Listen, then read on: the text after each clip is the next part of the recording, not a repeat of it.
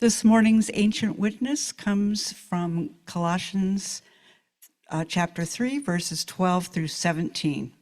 Therefore, as God's chosen ones, holy and beloved, clothe yourselves with compassion, kindness, humility, meekness, and patience.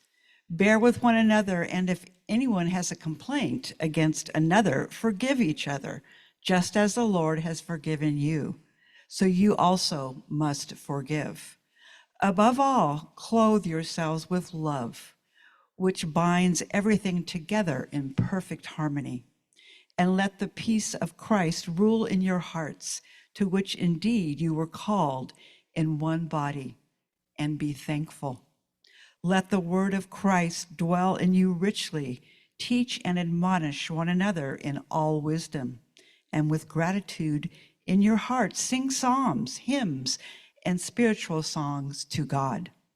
And whatever you do, in word or deed, do everything in the name of the Lord Jesus, giving thanks to God the Father through him.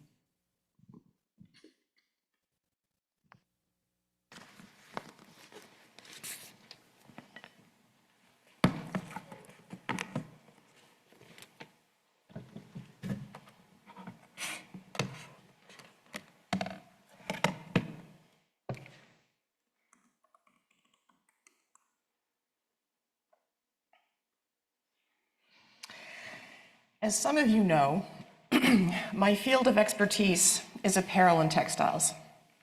Where our clothes come from, how they are made, when they are used, and what they mean. So specifically, dress is a form of nonverbal communication. Before we even open our mouths, we can discern at least 6 things about somebody else. Marital status, interests, membership, gender expression, age, ethnicity, all kinds of interesting things. So dress communicates identity. So I have a lot of fun using this know-how to grow my faith. And as a result, this appears to be the 3rd in a series of sermons. You might remember, what did Jesus wear? Based on Matthew 5, and why if someone takes your coat, you should give them your shirt also. What did Mary wear?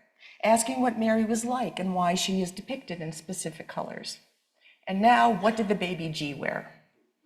So, baby G, I know I'm sounding a little glib there. Does anyone know the comedian Eddie Izzard? No. Very, very funny comedian, does a whole bit on the Bible and referring to the baby G. The cool thing about Eddie Izzard is that she is now Susie Eddie Izzard. And so she was transgender before transgender was cool. So it's been great to watch her journey. Anyway, that's how she refers to the baby Jesus, and I think it fits. If you look at the baby G on the cover of your bulletin, look closely at that child's face. It is not the holy infant so tender and mild of song and legend. Doesn't that baby look a little skeptical? Maybe even annoyed? Turns out there are a lot of portraits of the baby G that show him that way. So I have a new hobby of finding them all. Since last Christmas, I've been pondering the wrapped in swaddling clothes and lying in a manger part of Luke's narrative. As we heard on Christmas Eve, Luke begins his gospel stating that I too decided that after investigating everything carefully from the very first, to write an orderly account.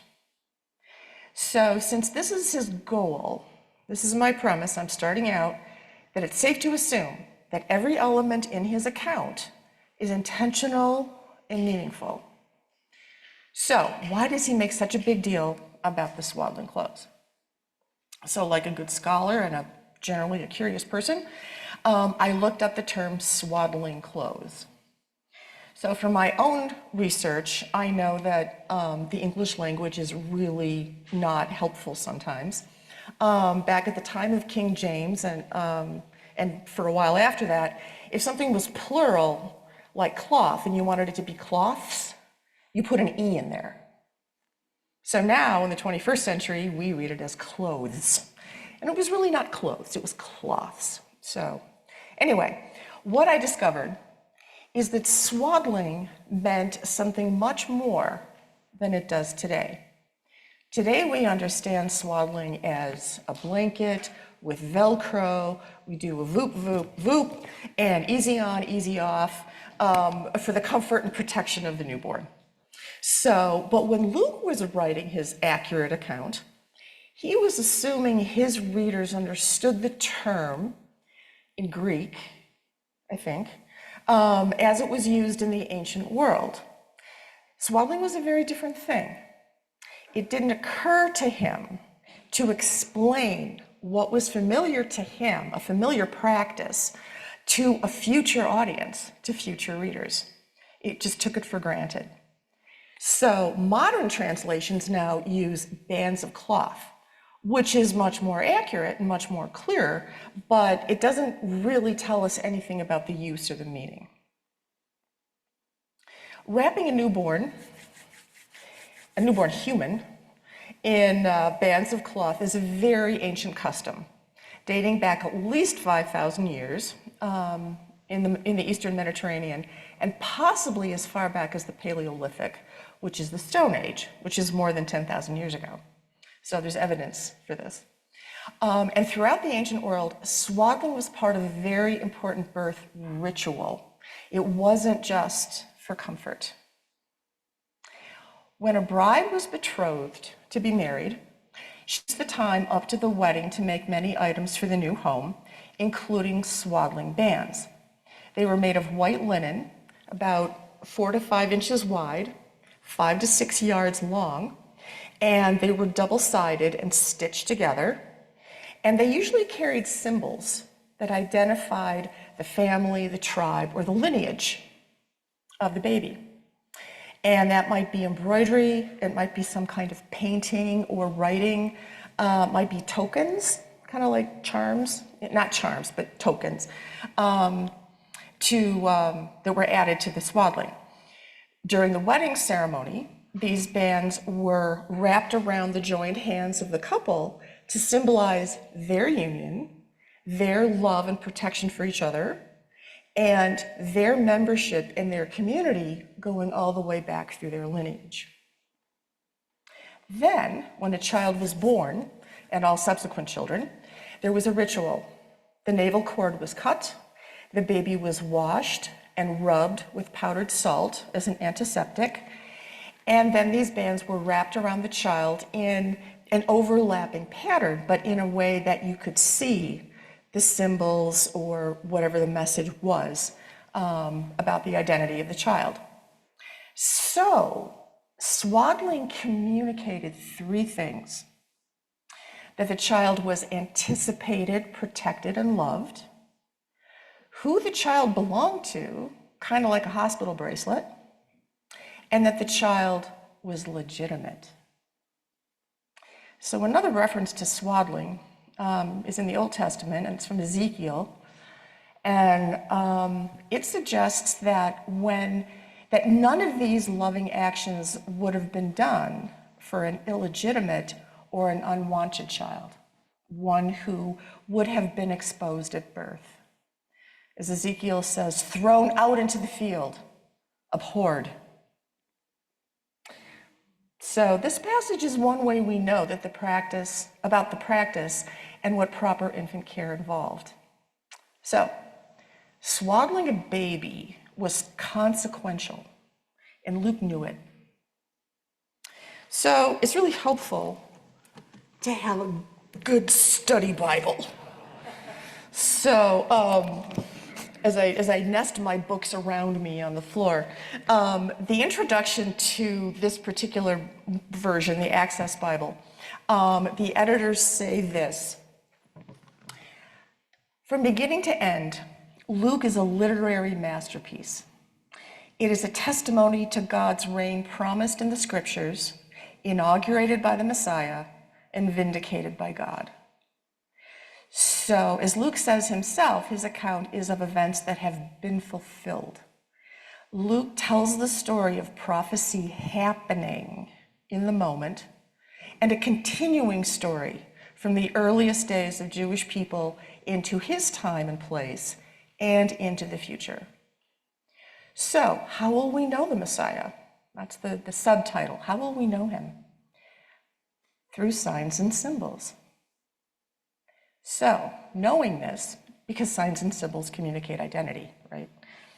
Knowing this, let's elaborate on Luke's story a little bit. So we know Mary and Joseph are betrothed. So Mary might already have been working on swaddling clothes, preparing for the wedding. In any case, they both know that the baby G is on the way. So she's going to be working on these. So she's working on the cloth, sewing it up. How will she embellish it? The Gospel of Matthew lists 42 generations of the genealogy of Jesus, from Abraham through King David to Joseph, which is potentially confusing when we are told that God is the Father, but bear with me. Based on the tribe of Joseph, perhaps Mary used the Lion of Judah or the branch of Jesse, these that we sang about just last Tuesday. Jesse, who was the father of King David. Throughout the Jewish world, these symbols would have been understood. So Mary finishes the cloths, and as she and Joseph pack for Bethlehem, they bring a sharp knife, water, salt, and these embroidered bands. They are ready. Okay, going back to Luke's narrative, he describes not just the swaddling clothes, but also the manger. And he mentions the manger 3 times. So why the manger? Why the swaddling clothes? Some sources suggest that the manger signified humility, and the swaddling meant that the baby was cared for like every other baby. But the baby G is not like every other baby, right? That's the whole story. And why are the shepherds involved? Okay, so I know I've been jumping around a lot, but piecing it together, here's what I think Luke, the author, was doing. The shepherds are important because they were lowly people at the very bottom of the social ladder, not wealthy, not powerful, not educated. The manger is important because it is a strange place to lay a baby. When the shepherds followed the star into Bethlehem and found a baby in a feeding trough, just like the angel said, well, it had to be the baby they were looking for. I mean, how many babies in feeding troughs are you could find in Bethlehem that night, even with a housing shortage? Probably not many. So, the swaddling told the shepherds that this was a wanted child, in spite of the rough and inhospitable surroundings. The markings on the swaddling told the shepherds that not only was this the child of these parents, but also that Joseph is the legitimate father. So we don't have to worry about the whole pregnancy before marriage problem. And Joseph's whole tribe, all the way back to Abraham, and God, really, legitimizes this child as the Messiah, as the prophecy foretold. So the manger scene we set up in our homes each Advent represents what the shepherds saw and understood, a child of both God and humans. By repeating the term swaddling, Luke is communicating that this baby is anticipated, welcomed, cared for, rejoiced, loved.